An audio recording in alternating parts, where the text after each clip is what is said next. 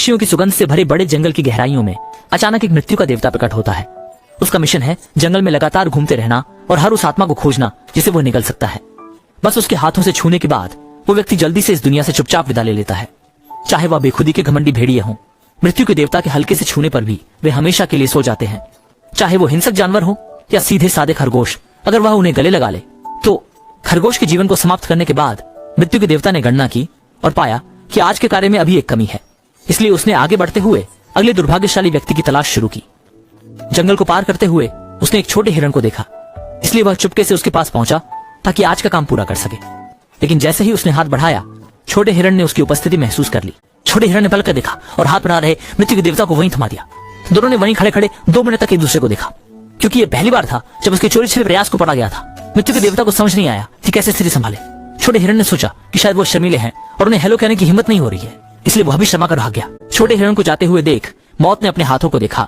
इन हाथों से पहले कभी कोई जीवन नहीं बच पाया था।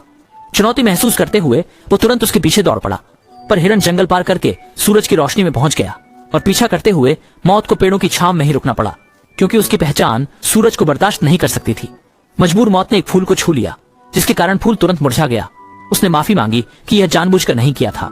हिरण के जीवन को समाप्त करने की कोशिश में वो वहीं पेड़ों की छांव में खड़ा रहा, दिन से रात होने तक।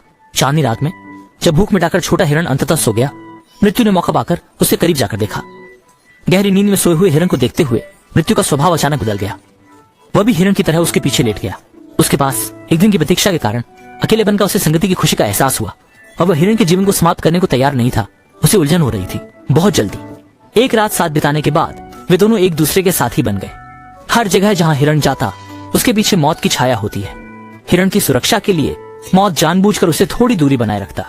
जब हिरण नदी के किनारे पानी पीता, मौत उसके पास बैठकर उसका साथ देता। इस साथ के एहसास ने, जो कभी अकेला रहता था, उसे एक अजीब तरह की खुशी दी। जल्द ही बारिश होने लगी। ताकि हिरण को सर्दी न लगे, मौत ने अपने शरीर को उसकी छत्र के रूप में इस्तेमाल किया। छाता बनकर छोटे हिरण के ऊपर छाया कर दिया। बारिश के बाद मौसम साफ होते ही दोनों फिर से घास पर बैठकर चांदनी रात का आनंद लेने लगे। मौत का देवता अच्छी तरह समझ गया कि सिर्फ उचित दूरी बनाए रखने से यह रिश्ता लंबे समय तक चल सकता है। लेकिन कोई भी पार्टी हमेशा नहीं चलती है। जाड़े के मौसम में घुसते ही छोटी हिरण को एक गर्म स्थान पर स्थानांतरित होने के लिए जाना ही पड़ा। इस बार मौत का देवता, उस दिन मृत्यु देवता खुद हिरण को हिरणों के समूह में ले जाकर मिला दिया। देख रहा था कि दोस्त से बिछड़ने का समय आ गया है, लेकिन हिरण आगे बढ़ने को तैयार नहीं था। वह मुड़कर मृत्यु देवता के पास आया और एक गले लगाने की इच्छा प्रकट की। मृत्यु देवता ने तुरंत मना कर दिया, क्योंकि बस उसे छूते ही वह दुनिया छोड़ देगा। लेकिन छोटे हिरण ने इन सब की परवाह किए बिना सीधे ही मौत के फरिश्ते के हाथ पकड़ लिए, इशारा किया कि वो उसे प्यार से गले लगा ले। इस सच्ची भावना को देखकर लगभग रोने को तैयार मौत का फरिश्ता खुद को रोक नहीं पाया और आखिरकार छोटे हिरण को अपनी बाहों में भर लिया, एक दूसरे की गर्मी को महसूस करते हुए। पर यह गर्माहट सिर्फ 3 सेकंड तक ही रही और फिर छोटे हिरण ने बेहिसाब अपने सिर को एक तरफ झुका दिया। चारों पैर ढीले होकर जमीन पर गिर गए और हमेशा के लिए इस दुनिया से चला गया। मौत का फरिश्ता अपने दोस्त को अपने हाथों में गिरे हुए देखकर बेहद दुखी हो गया। कहने के लिए कोई शब्द नहीं बचा। उसे केवल तेजी से वहां से जाना पड़ा ताकि वे अपने टूटे हुए दिल को शांत कर सके।